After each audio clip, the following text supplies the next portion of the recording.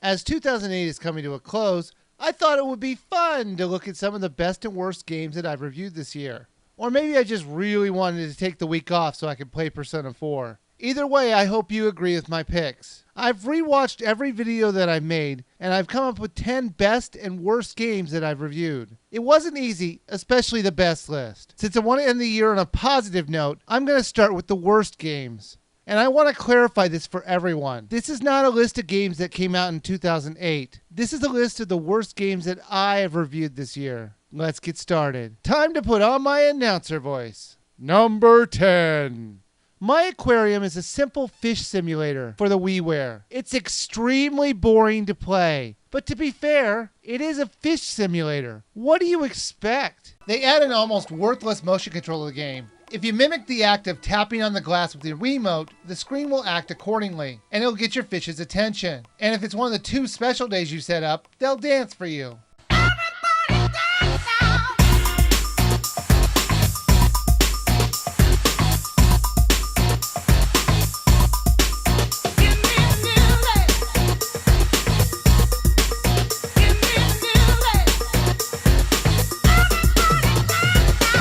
Number 9.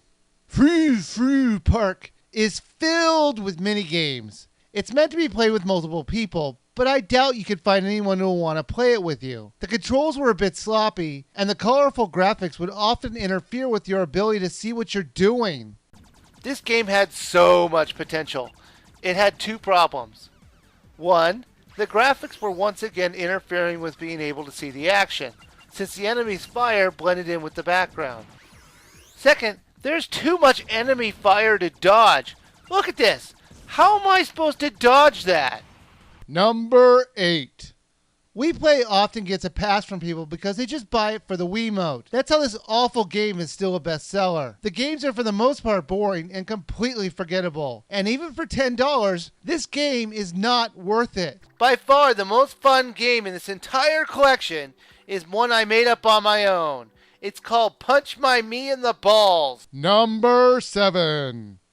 Pets Crazy Monkeys is a monkey simulator. So you might be thinking, how can a publisher screw up something as simple as a monkey simulator? Easy. Make the game buggy, repetitive, and boring. After that, your monkey might get dirty, so you're going to have to give it a shower. They don't even bother to ask if you want to take the monkey's clothes off. You just wash them with the clothes on. So you'll wash and dry your monkey until you start to see sparkles. Apparently when monkeys get dry, they expel pixie dust. Number 6. Super Monkey Ball Banana Blitz.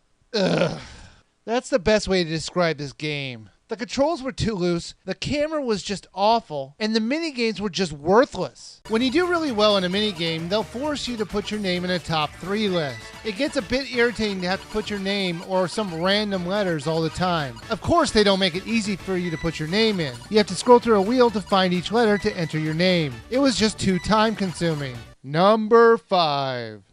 Wonder World Amusement Park. This game was so bad, I couldn't even stand to play it for more than an hour. I didn't think it was possible to make a carnival setting so dull, but the publishers did it. Congratulations, Majesco! The games lasted way too long. They're supposed to be carnival-type games, which are quick games. Most of these games would last over a minute, and it's really frustrating if you're trying to win tickets. Number 4. Looney Tunes Acme Arsenal. This is the perfect example on how not to use a great license. This is one of those games that could have been great if they took the time to do it right. Instead, we got what feels like a rushed game. The game is ugly, the controls are broken, and it has terrible level designs. Then there's the awful camera. It will constantly switch you into the worst possible angles, and it will fight you if you try and find a better position. At this point in the countdown, we could pretty much call this the Data Designs Top 3. It's pretty sad that I've only reviewed 3 games from Data Designs, and they're the bottom 3 worst games that I've played this year. The only question is, which one was the worst? Number 3. Action Girls Racing. They were obviously trying to clone the Mario Kart series, but they forgot one thing: make the game fun. But the game was plagued with confusing track designs, broken controls, and glitchy gameplay. In my Anubis 2 review, I show the list of the quality assurance team. This time I'm going to leave you with what I assume is an inside joke from the programmers. Number 2. Anubis 2. This game is just terrible. It was extremely frustrating to play due to the awful camera, broken controls, and confusing level designs. Not to mention some of the worst visuals I've seen in years. The game isn't worth a buy or a rent. And I'm going to leave you with a screen I found most offensive. The list of names of the quality assurance team. Good job, guys. Number 1. Ninja Breadman. I believe that any game has some redeeming value to it. At least the past 9 titles that I've just mentioned were at least playable. Ninja Breadman was completely unplayable and should not exist. The level designs were hideous, the controls were completely broken, the enemies were too powerful, and the gameplay itself was just tedious to play. So we got to what, level 1? Because we couldn't get past it because we kept dying, right? True. But if you would count like the tutorial for level 1, then it would be level 2. So... True. Okay, we got to level 2. Woohoo! Level 2. Level 2. Well, that's it. My top 10 worst games that I played in 2008. In my next video, I'm going to be sharing with you what I thought were my favorite games that I reviewed in 2008. But until then, please skip these games.